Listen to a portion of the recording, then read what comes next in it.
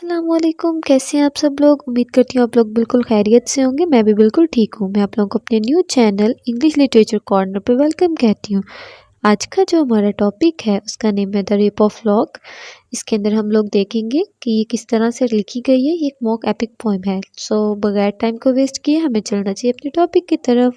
First of all हम लोग देखते हैं कि रेप ऑफ लॉक जो है वो एक मॉक एपिक पोइम है जो कि 18th सेंचुरी में लिखी गई है।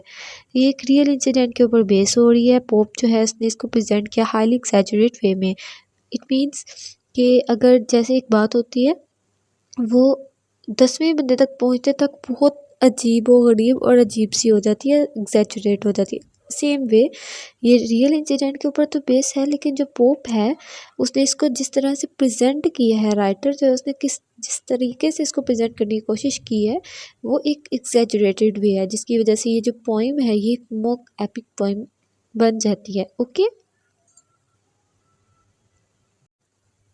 बेसिकली ये जो पोइम है ये एक स्टेरिकल और क्रिटिसिज्म के तौर पे यूज़ की गई है अरिस्टोक्रेटिक सोसाइटी के लिए। ओके, मॉक एपिक फीचर्स बहुत इंपॉर्टेंट है। हम पहले इनको डिस्कस करेंगे, देन हम डिस्कस करेंगे कि इसमें राइटर ने बताने की कोशिश क्या की है। तो फर्स्ट ऑफ ऑल हम लोग देखते हैं कि जो पोइम है ये इमिटेट्स करती है क्लासिकल एपिक पोइम्स को, लाइक एलेट और एनेट्स को।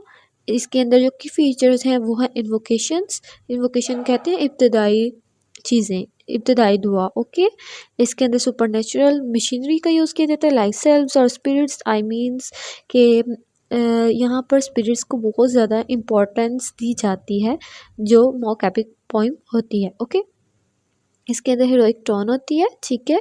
एपिक सिमिलीज का यूज़ किया जाता है एंड एग्जेजुरेशंस तो होती ही होती हैं। ओके, डिफरेंस ये होता है कि सब्जेक्ट मैटर जो होता है वो इस तरह से एक्सप्लेन किया जाता है कि उसके ऊपर सटायर की जा रही है। ओके, तो हम कह सकते हैं कि ये जो पोइम है ये एक डिफरेंस क्रिएट कर रही है दूसरी पोइम से, इस लिहाज से कि इसमें जो सब्जेक्ट मैटर होता है वो ट्रिवियल होता है और इसके ऊपर स्टाइल भी क्रिएट करने की कोशिश की जाती है। Okay, is it clear. अब हम लोग बात कर लेते हैं अपनी पोइम की तरफ। तो सबसे पहले हम देखते हैं इसका राइटर जो है वो अलेक्जेंडर पोप हैं और उन्होंने किस तरह से एक्सप्लेन करने की कोशिश की है। फर्स्ट ऑफ ऑल हम लोग देखते हैं कि जो एक ब्लिंडा है ये एक हमारे पास मेन कैरेक्टर है, ठीक है। ये खूबसूरत, नाजुक और फैशन पसंद लड़की है और अपना बहुत ज़्यादा ख्याल रखती है। इतना ख्याल रखती है कि कोई आम बंदा अपना इतना ख्याल नहीं रख सकता है। इसके अलावा एक और बैरन का करैक्टर है जो कि नौजवान है और उसके बाल काट देता है। एरियल का करैक्टर दिखाया गया है जो कि सिव्स की तरह का है, ठीक है। सिव्स का सरबराह है, मुहाफिज रू है, ठीक है।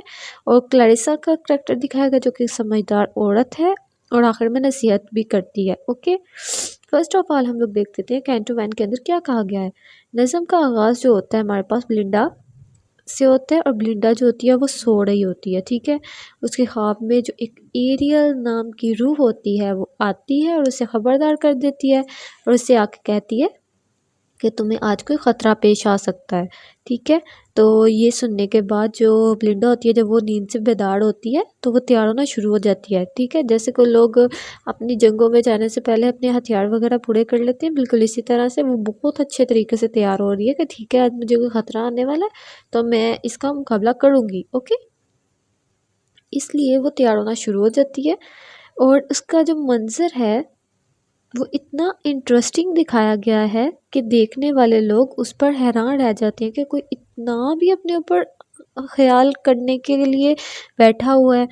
इस तरह से उन्होंने बहुत ज़्यादा अपने ऊपर फोकस किया हुआ ब्लिंडा साहिबा ने, ठीक है। तो यहाँ तक तो कैंटो वन होता है, ठीक है। और ये नज़म तो मज़ाहिया लग रही है, आपको स्टार्ट से ही पता चल रहा है। नेक्स्ट आ जाता है कैंटो टू। कैंटो टू के अंदर हम लोग देखते हैं कि ब्लिंडा जो होती है वो थेम्स नाम का दरिया होता है उधर जाती है और कश्ती में सफ़र करना स्टार्ट कर देती है, ठीक है। और जो बैरन होता है, एक जो अलग करैक्टर हमने पढ़ा है, वो उसे देखता है और कहता है कि अच्छा ये इतनी खूबसूरत लड़की है, इतनी खूबसूरत लड़की है। उसके खूबसूरत बालों को देखता है तो वो देखता रह जाता है। तो वो सोचता है कि इतने खूबसूरत बाल है तो अगर इसके थोड़े से लट काट लूँगा तो क्या ही हो जाएगा, है ना। तो वो उसकी लट काटने का मंसूबा बना लेता है, ठीक है। एरियल जो कि सिव्स थी जिसने स्पिरिट के तौर पर उसको आगाह किया था ख्वाब के अंदर, ठीक है। वो उसकी साथी जो होती है वो उसकी हिफाजत के लिए उसके साथ ही रहती है, वो हर वक्त उसके साथ होती है ब्लिंडा के, ठीक है। ये वाला उसका कैंटो 2 है, ठीक है। कैंटो नंबर 3 की तरफ चलते हैं। कैंटो नंबर 3 के अंदर वो बताते हैं कि ये सबसे इम्पोर्टेंट कैंटो है, ठीक है। इसमें ऐसा होता है कि ब्लिंडा और बैरन, ठीक है, ये दोनों जो हैं ये एक कार्ड गेम खेल रहे होते हैं ओम्बर नाम की, ठीक है। और इसमें ब्लिंडा जो होती है वो जीत जाती है। इसके बाद जब ब्लिंडा बेफिक्र होती है तो बैरन मौका देख के कैंची से उसके बालों की लट काट देता है। तो जब वो उसके बालों की लट काटता है ना, तो समझ लें कि एक क़यामत बरपा हो गई है कि उसकी लट काट दी है, उसके बालों की लट काट दी है, ठीक है। यहाँ पर रेप का मतलब चोरी या छीनना जो है वो उसके बालों की ही तरफ इशारा किया गया है, कोई और तशद्दुद की तरफ नहीं कहा गया है, ठीक है। इसमें वो बहुत ज़्यादा गुस्से में आ जाती है, सदमे में आ जाती है, उसे एक शौक लगता है कि अच्छा मेरे बाल काटे हैं, इस शख्स ने मेरे बाल काटे हैं, ठीक है। इसमें ब्लिंडा जो होती है वो बहुत ज़्यादा अपने दिल पे ये वाक़या ले लेती है और वो इस वाक़ये को बहुत बड़ा आसाना बना देती है कि हाय अल्लाह मेरे बाल कट गए, ये चीज़ वो सोचती है, ठीक है। कैंटो नंबर 4 की तरफ चलते हैं। कैंटो 4 के अंदर वो देखती है कोई शदीद गम और गुस्से में मुब्तला रहती है, इतना उसे एरोगेंस आई हुई है, इतना वो उसे एंगर शो कर रही है कि उससे कोई भी हाथ ही ना लगाया, कोई कुछ कहे ना, ठीक है। लिंडा जो होती है उसे छोड़ दिया जाता है, ठीक है। एरियल जो होता है जो स्पिरिट थी हमारे पास वो भी उसकी हिफाजत की ज़िम्मेदारी को छोड़ देती है, ठीक है। ब्लिंडा जो होती है उसके दिल में एक बदरू आती है एम्ब्रियल नाम की, जो कि उसके मज़ीद गम में इजाफा कर देती है और उसे गुस्सा भी दिलाती है कि अच्छा ठीक है तुम्हारी तो ब्लड कट गई है, हाय अब तुम किस तरह की लगोगी, हाय तुम किस तरह की दिखोगी, इस तरह की वो चीज़ें करती है, ठीक है। तो ये जो हिस्सा है जज्बाती और तंजियत दोनों तरह से एक्सप्लेन किया गया है। कैंटो नंबर 5 की तरफ चलते हैं। एक अहम जो होती है ब्लिंडा वो खिताब करना स्टार्ट कर देती है, ड्रेसिंग करना स्टार्ट कर देती है। यहाँ पे क्लैरिसा जो होती है खूबसूरती के साथ उसको देखती है और वो उसको बताती है कि खूबसूरती तो आर्जी होती है, असल चीज़ इंसान का अखलाक और किरदार होता है, तुम्हें उस पर फोकस करना चाहिए, ठीक है। तो जब वो उस चीज़ कहती है तो वो ब्लिंडा को अपनी तरफ से समझाने की कोशिश कर रही होती है। इसके बाद मर्दों और औरतों के दरमियान एक मज़ाहिया से लड़ाई होती है, मॉक बैटल होती है। आखिर में ब्लिंडा की बालों की वो लट जो आसमान पर जाकर एक सितारा बन जाती है ब्लिंडा के लिए, वो बहुत ज़्यादा उसकी वजह से तो पहले ही उदास होती है, लेकिन वो बाद में खुद सोचती है कि ठीक है अगर ये चली गई है तो मैंने इससे आगे कैसे बढ़ना है, ठीक है। ब्लिंडा जो होती है वो इसी वजह से हमेशा के लिए मशहूर हो जाती है, फेमस हो जाती है। बेसिकली तो ये पोइम बहुत लंबी है, बहुत ज़्यादा इसके अंदर चीज़ें एग्जैजरेट कर करके बताई हुई हैं, लेकिन मैंने आप लोगों को जो है वो इस तरीके से एक्सप्लेन किया है इसको कि आपको समझने में आसानी रहे, आप पेपर में बहुत आसानी से लिख सकें, ठीक है। मैं आपको बताती हूँ कि जो ब्लिंडा है वो बहुत खूबसूरत लड़की है, समझ लें कि वो अपने आप को एक हीरोइन समझती है और नो डाउट वो है भी, ठीक है। वो बहुत खूबसूरत लड़की है, वो इतनी खूबसूरत है कि उसकी आँखें इतनी खूबसूरत हैं, इतने बाल खूबसूरत हैं, उसकी आई लैशेज़, उसका खाने का स्टाइल, उसके चलने का स्टाइल, उसके पहनने का स्टाइल, उसके होंठ, उसके बाल, उसके मतलब हर चीज़ जो है वो परफेक्ट है, ठीक है। तो वो अपने आप को एक हीरोइन समझती है। ज़ाहिर सी बात है वो क्या कहते हैं कि हुस्न हो तो निज़ाकत आ ही जाती है, तो वही चीज़ है कि उसके अंदर हुस्न है ना तो उसके अंदर निज़ाकत भी है, ठीक है। उसके अलावा जब जिस इंसान के पास पैसा होता है ना उसके अंदर हुस्न भी आ जाता है, निज़ाकत भी आ जाती है। तो अब उसके पास अगर पैसा है तो वो तो हुस्न भी रखेगी, निज़ाकत भी रखेगी, और उसकी कोई लट काट दे, ओहो ये तो बहुत बड़ा गुनाह कर दिया किसी ने उसकी नज़र में। तो ये सारा कैंटो जो है उन्हीं के बारे में लिखा गया है, ओके। नेक्स्ट हम लोग बात कर लेते हैं इसके मेजर थीम्स की। यहाँ पे बेसिकली जो थीम्स हैं उनको एक्सप्लेन इस तरह से किया गया कि इसमें मेजरली जो बताया गया है ना वो प्राउड को दिखाया गया है, ठीक है, दिखावे को भी दिखाया गया, वैनिटी को, ठीक है, कि वो किस तरह से अपनी खूबसूरती और फैशन के ऊपर हद से ज़्यादा फ़ख्र महसूस करती है, ठीक है। और अला तबके के जो लोग होते हैं वो इसी तरह से अपनी खूबसूरती और फैशन के ऊपर ज़्यादा फ़ख्र महसूस करते हैं।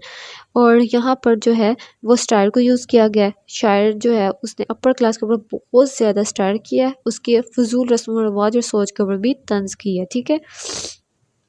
इसके अंदर ब्यूटी को जो है वो टेम्पररी क्लास दी गई है, ठीक है। कहा गया कि खूबसूरती जो है एक आर्जी हैसियत रखती है, इसकी कोई हकीकत में अहम किरदार नहीं है।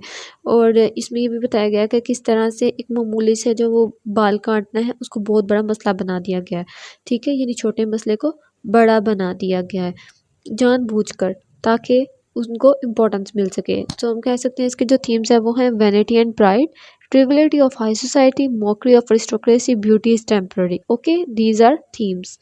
नेक्स्ट हम लोग स्टाइल की बात करते हैं। ये एक मोक एपिक स्टाइल में लिखी गई है, एलेट की तरह ही।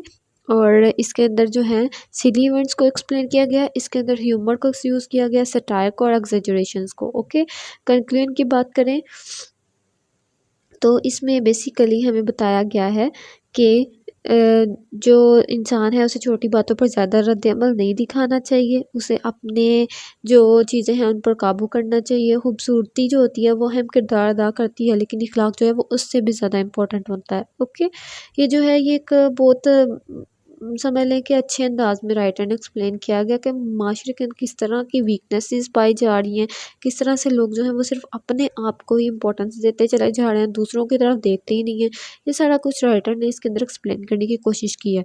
तो बेसिकली यहाँ पर उन्होंने यही कहा है कि ह्यूमरसली उसने बताने की कोशिश की है कि स्मॉल इंसिडेंट होता है कटिंग हेयर का, और वो एक बहुत बड़ा ड्रामा बन जाता है एक हाई सोसाइटी के अंदर, ठीक है। पोप ने क्रिटिसाइज़ किया पीपल को जो कि अपनी ब्यूटी को और अपनी सोशल इमेज को बहुत ज़्यादा इंपॉर्टेंस दे देते हैं और लोगों की तरफ देखते ही नहीं हैं, ठीक है। आपको आई होप सो कि इसकी समझ आ गई होगी। इसके जो सिंबल्स हैं वो हम लोग नेक्स्ट वीडियो में डिस्कस करेंगे, और तब तक के लिए आप लोग इस लेक्चर को देखें, अपने दोस्तों के साथ शेयर करें। ओके, और इसके अंदर जो मैं आपको छोटा सा मैसेज है वो बताती हूँ कि human beings often give too much importance to the trivial things and real values lies in the character not appearance. Okay, तो आप लोग नेक्स्ट वीडियो का लेक्चर जो है उसका इंतज़ार करें, और इस लेक्चर को लाइक करें, कमेंट करें, सब्सक्राइब करें, अपने दोस्तों के साथ शेयर करें। Thank you so much. अल्लाह हाफिज़।